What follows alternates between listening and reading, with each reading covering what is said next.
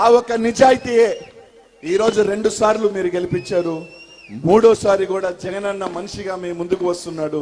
గెలిపించాల్సిన బాధ్యత మీ అందరి మీద ఉందని చెప్పి తెలియజేస్తా ఉన్నా. వాస్తవమే, ప్రతి ఒక్కరికి కూడా 2 సార్లు 3 సార్లు అయితే ఒక 5-6 మంది ఉంటారు, ఉండకుండా ఉండరు. ఎంత తోడుకైనా ఒక 5 మంది ఉంటారు, ఉండకుండా ఏముండడు. బాస్కే తప్పలేదబ్బా, ఎవడో ఒకడు 5 మంది పొడిచే వల్ల మనం ఎంత, మనకు కూడా ఉంటారు ఒక 5-6 మంది. అట ప్రతి ఒక్కడు ఉంటాడు. అనిల్ కుమార్ యాదవ్ ఉంటాడు, సంజీవన్ ఉంటాడు, ఇంకొకరు ఉంటారు. ఎప్పుడు కూడా నేను ఒకటి చెప్తా ఉంటా, ఎవడైనా 4 ట్రోల్ వేసారనుకో, మనం మా బాస్ మీద ట్రోల్ వేసే దాంతో పోలిస్తే మనం ఎంత, సముద్రంలో నీటి చుక్క అంత. ఆయన పడే అవమానాలు, ఆయన పడిచే పోట్లు, ఆయన్ని ఎంతమంది కట్టగట్టుకొని దించాలా అని చెప్పి ఈ రాష్ట్రంలో కట్టగట్టుకున్న వాళ్ళు చూస్తుంటే వాళ్ళని ఎదిరించే మన నాయకుడు మనం ముందుండంగా మనం ఎంత చిన్నవంత.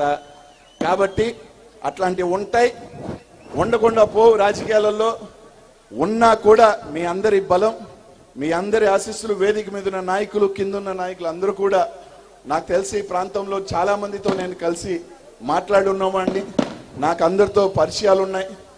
ప్రతి ఒక్కరికి కూడా సంజీవన్న మనస్తత్వం తెలుసు. నేను గర్వంగా కూడా చెప్తాను, ఎంతో మంది శాసనసభ్యులను నేను చూశాను, కానీ ఒక మంచి మనసున్న వ్యక్తి, అందరినీ కలుపుకోబోయే వ్యక్తి.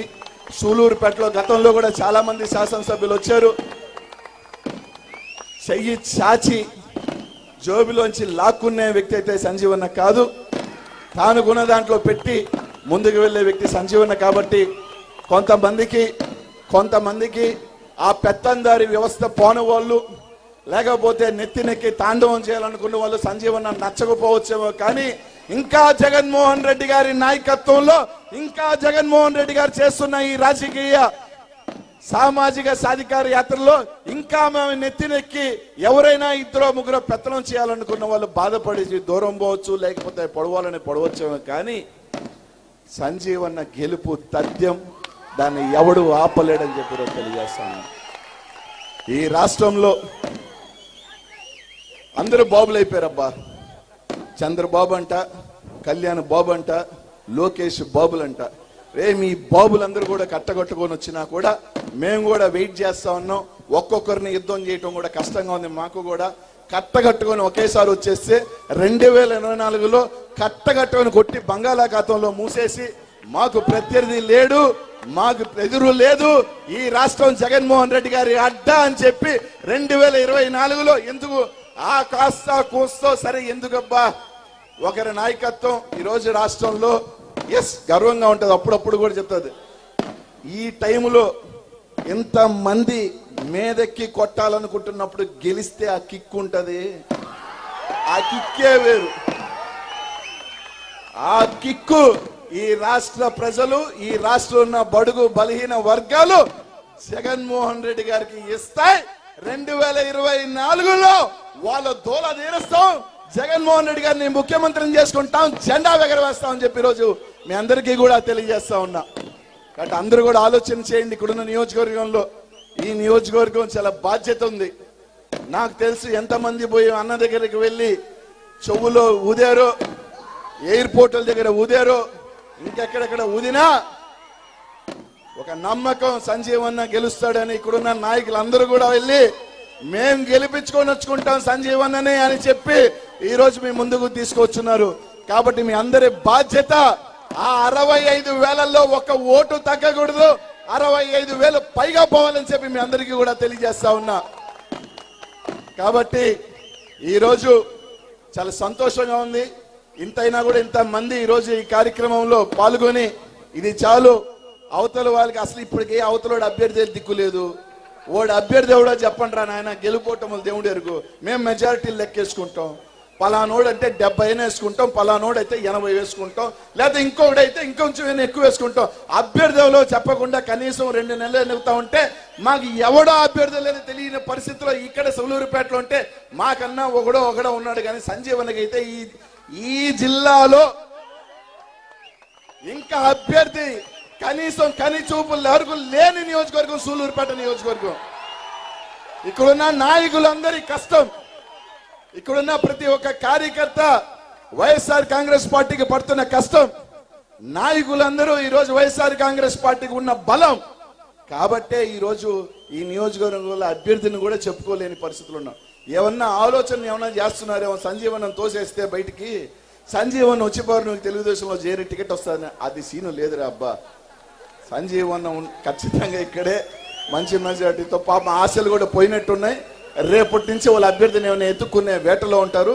ఎత్తుక్కునే టైంకి నామినేషన్ వస్తే ఎవడో గొట్టంగానే తీసుకొచ్చి నామినేషన్ ఇస్తాడు, ఆర్త ఎన్నికలు అయిపోతాయి. కాబట్టి కాస్తో కోస్తో కొద్దిగా దూరం ఉన్న వ్యక్తులు కూడా చెప్తా ఉన్నాం, ఈరోజు మీరందరం కూడా మనందరం కూడా కలిసి పనిచేయాల్సింది జగనన్న కోసమే. ఇక్కడ సంజీవన్నో అనిల్ కుమార్ యాదవో లేకపోతే మేరీ మురళన్నో లేకపోతే ఇంకొకరో కాదు. ఈరోజు మనం అండగా ఉండాల్సిన వ్యక్తి మన రాష్ట్ర ముఖ్యమంత్రి జగనన్న అని చెప్పి గుర్తుపెట్టుకోండి. ఒక పొరపాటు కూడా, ఒక చిన్న పొరపాటు కూడా జరిగితే అది సరిదిద్దుకోలేం మళ్ళీ. అరే ఒక 10 రోజులు 15 రోజులు చిన్న పొరపాటు జరిగితే ఆ రోజు ఆవేశాలకి మనం కానీ తావునిస్తే మళ్ళీ వెనక్కి తీసుకురాలేం.